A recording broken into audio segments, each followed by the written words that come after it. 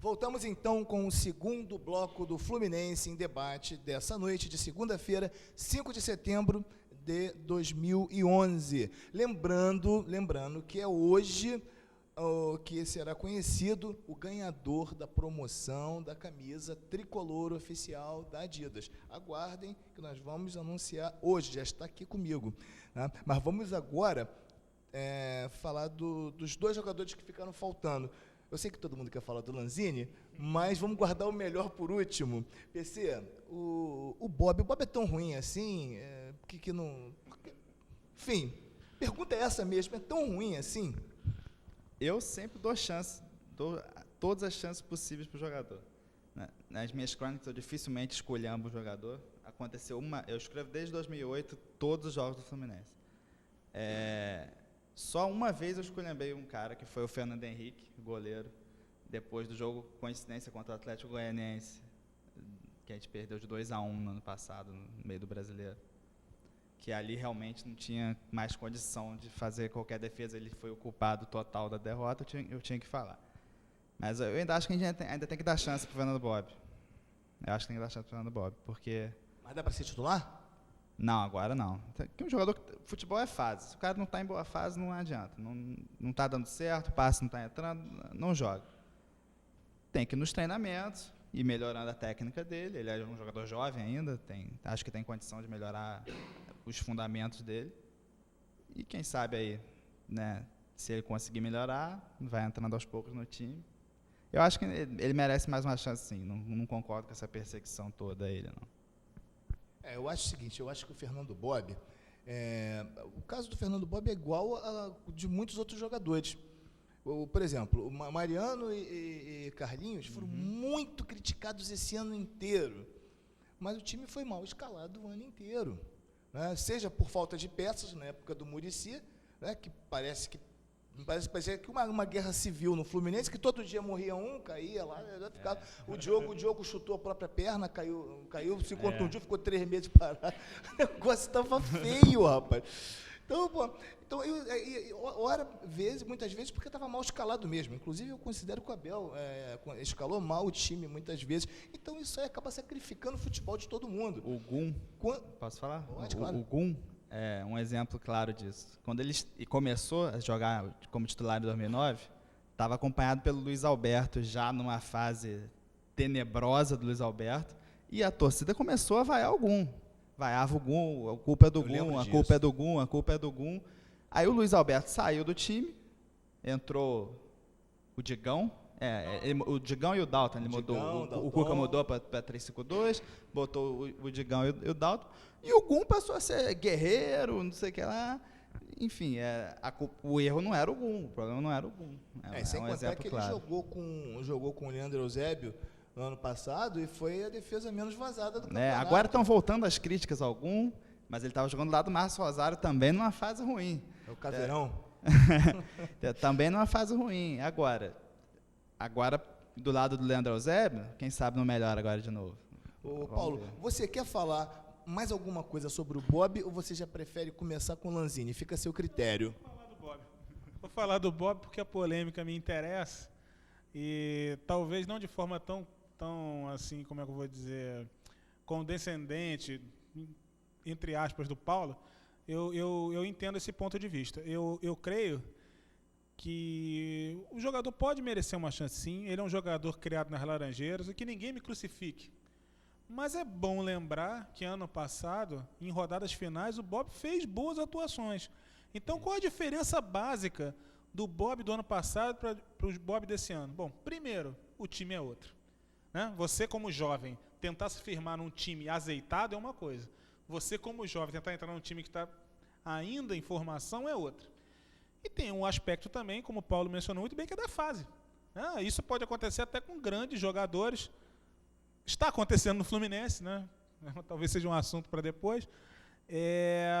Mas pelo fato dele ser um jogador jovem, criado em casa, eu vejo com mais simpatia um número maior de chances para esses jogadores do que propriamente para aqueles veteranos em final de carreira ou pós-final, né? Enfim, é um caso que a gente tem que pensar. Agora, claro, o Bob não vai ser salvador do time de nada nesse momento, ele não tem condições nesse momento para isso. Agora, num time mais azeitado, ele pode ajudar.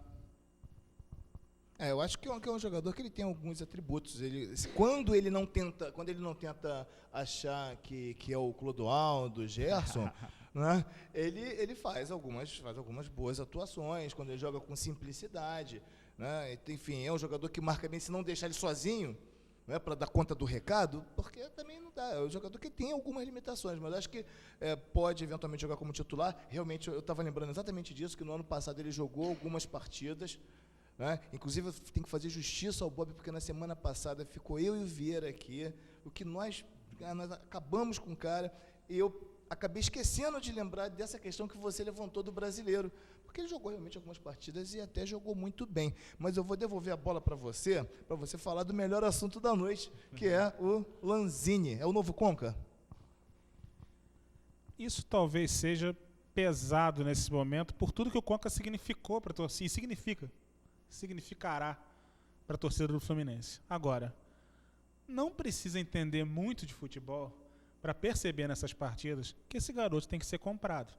Isso, a meu ver, é uma obviedade gritante, né? Porque o ímpeto dele, a capacidade dele de tentar articular com companheiros, porque ele busca muitas vezes o passe, e quando não consegue o passe, ele caminha na direção do gol através do drible, é um jogador que, evidentemente, não vai ser o novo Conca, cada um tem sua característica.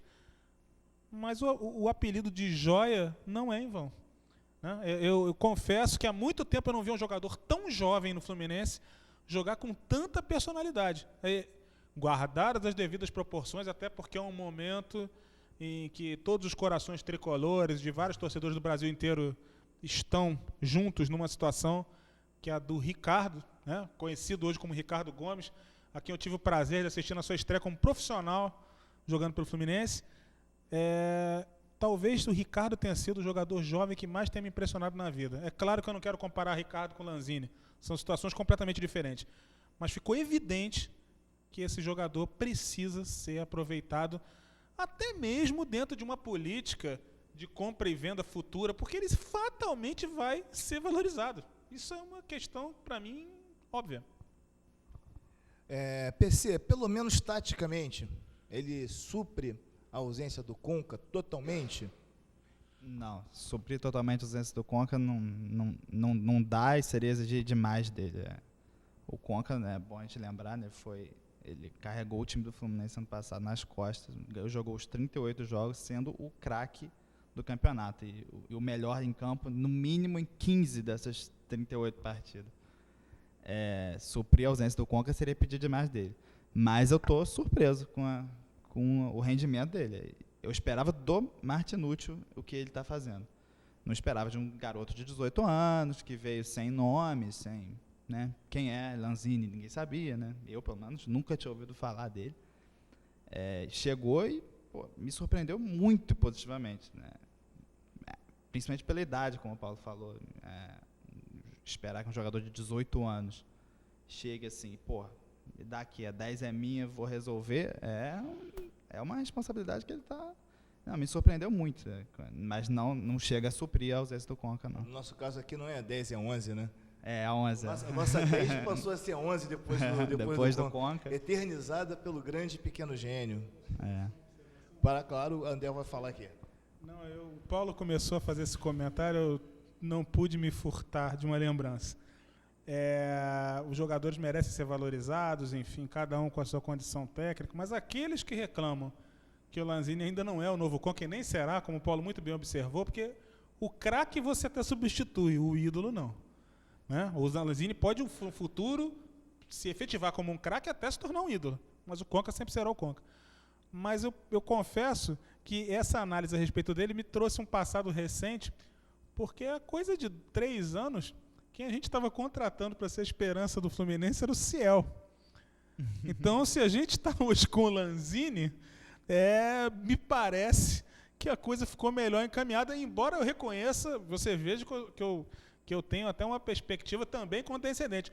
O Ciel, com todo o folclore em torno dele, naqueles momentos dificílimos já, porque nós éramos os pré-rebaixados da imprensa, ele tentou tomar a frente para levar o Fluminense ao ataque. Ele só não conseguia por falta de técnica, mas ele tentou.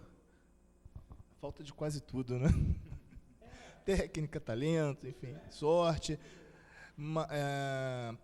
Com relação ao Lanzini, eu tenho a minha grande expectativa em relação a ele, porque eu via que o Martinucci não tinha essa característica mais aproximada do Conca, né? Ou seja, de organizador de jogadas. Então, eu vi alguns vídeos do Lanzini, os mesmos vídeos que todos nós vimos, né? Todos viram, e a minha expectativa realmente era que o Lanzini conseguisse suprir a ausência do Conca do ponto de vista tático, da arrumação do time. E nesse ponto, realmente, eu estou começando a me convencer de que, claro, ele não vai ser o Conca, o jogador, o cracaço Conca, que para mim é um cracaço, né? Acho que o Lanzini pode vir a ser um cracaço também, mas eu pego principalmente na questão tática, né? Ou seja, de ter aquele cara que pensa no meio de campo, que assume a responsabilidade, que vai para cima da zaga, tenta dar uma assistência, tenta o drible. Eu acho que isso é muito importante, não é não, PC?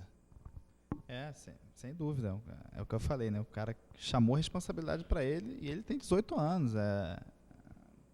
Louvável isso dele, uma coisa que eu realmente não esperava. Eu esperava do Martinucci, que já havia demonstrado no Peñarol, que foi o vice-campeão da Libertadores.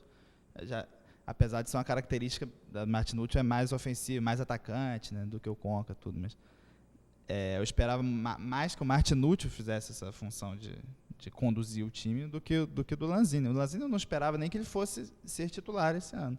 E hoje eu não tenho dúvida nenhuma que ele tem que ser o titular. Eu acho que no sábado, quando o Martinucci entrou, eu acho que ele praticamente quando o Martinucci entrou, ele separou de vez o negócio já estava complicado. Eu acho até que o Fluminense no segundo tempo jogou bem pior do que no primeiro. Porque no primeiro jogo ainda foi equilibrado, no segundo o Fluminense não conseguia criar uma chance, a bola era toda alçada da intermediária na área, a ligação direta, quando tentava entrar trocando passe não tinha ninguém para trocar, porque pelo menos o Souza estava ocupando aquela posição ali de ligação, né? Depois que saiu o Souza, entrou o Martinucci, como o Martinucci ele joga mais à frente, ficou aquele buraco ali no meio de campo. Olha, Marcelo, mais uma vez eu te diria o seguinte, tentar analisar tudo aquilo sob alguma ótica positiva, eu acho muito difícil. Eu acho assim, o primeiro tempo, com algumas jogadas, poucas jogadas que a gente tentou de ataque, conclusões próximas do gol, a partir dali uma verdadeira decadência. Mas uma decadência que foi impressionante, começou a crescer cada vez mais no segundo tempo. Houve aquela luz com um pênalti, né, perdido pelo Rafael, mas depois que a gente tomou o segundo gol, eu só consegui olhar para aquilo e ver o terceiro gol do Atlético. Até o momento em que a gente fez a jogada do primeiro gol, a única coisa que eu via ali no rosto das pessoas que estavam na arquibancada, na situação da torcida, em tudo, bom, nós vamos tomar o terceiro gol porque o nosso time está completamente fraturado. Mas, como eu havia falado antes e até reiterando, a magia da camisa, o golaço redime. O golaço é avassalador. O golaço é capaz de mudar um cenário. O golaço do Rafael Sobis mudou a partida. Não pela atuação propriamente dele, que até foi muito bem pelo tempo que jogou e pela produção que teve, mas o golaço acabou com o Atlético Goianiense. Na saída, a bola na trave, a nossa torcida ficou em pé até o final do jogo e o Fluminense proporcionou 8 minutos, ou 10, ou 12, como queiram, de uma situação magnífica que pouco ou nada tem a ver com tática, técnica ou preparação do time. O Paulo havia avaliado isso muito bem em crônica e eu lembrei disso. Foi a camisa. A camisa, acima de tudo, prevaleceu. Você falou daquele período que o Fluminense estava perdendo por 2-0, e eu não sei porquê, eu estava assistindo o jogo e não saía da minha cabeça o jogo Flamengo e Atlético Goianiense. O 4-1 do Atlético Goianiense. Eu falei, pô, se esses mulambos vierem me sacanear, eu já tenho uma resposta para dar para eles. Porque eu já estava esperando que o Fluminense fosse levar uma goleada. Agora, eu vou te dar uma missão. O Andel, a partir dessa segunda, ele está fazendo parte da equipe do Fluminense em Debate, vai estar aqui toda segunda-feira. A partir do terceiro bloco, ele vai dar lugar à mala sem alça do Marcelo Vieira, que vai trabalhar um pouco, né? Então, a mesma pergunta que eu vou fazer para o PC, nós já estamos em cima da hora, o PC vai responder no segundo bloco, então eu vou te dar essa tarefa de você escalar o time para quarta-feira. Com qual time você vai? Quarta-feira, eis uma boa pergunta. Bom, o gol é iminente, né? Não há o que fazer. Eu não mexeria, eu não tenho como avaliar mudanças na defesa em relação a sábado, porque sábado foi um desastre. Então eu partiria da premissa que o Paulo estabeleceu. Uma chance aos jogadores. Houve um grande momento de êxtase, que foi aquela vitória. Eu não mexeria muito no time que terminou a partida. Agora eu posso te dizer quem eu não escalaria. E eu acho que é, até por uma questão de preservação do próprio jogador, do enorme desgaste pelo qual ele já passa, que é o Souza. Por mais que o Abel goste dele, e eu respeito essa condição, por mais da importância que ele tenha como homem de ligação, enfim, embora eu acho que ele jamais vai exercer a função do Conca, ficou claro que esse é o momento dele, pelo menos, tentar uma recuperação técnica e reacender sua carreira ainda como jogador do Fluminense. Essa talvez fosse a principal mudança. Enfim, eu não mexeria, a minha ideia seria isso, não mexer muito no time que terminou, porque aquilo psicologicamente vai influenciar muito na campanha do Fluminense se a gente conseguir decolar. Mas principalmente perceber que a ligação do time, esse buraco ao qual você se referiu, ele não pode ser repetido, porque se a gente jogar com um buraco na intermediária contra o Cruzeiro, né, tendo o argentino, me perdoem, o argentino Montijo e os outros jogadores do Cruzeiro, aí a gente volta àquela gangorra de vitórias e derrotas. Andel, muito obrigado pela sua presença hoje. Paulo, né? Falou que não gosta de ser chamado de Andel. Eu pensei que ele ia fugir até o final e não ia responder, fugir da responsabilidade. Mas está certo. Tá? O Andel volta na próxima segunda-feira e nós voltamos no próximo bloco ainda aqui com o PC Filho e o Marcelo Vieira.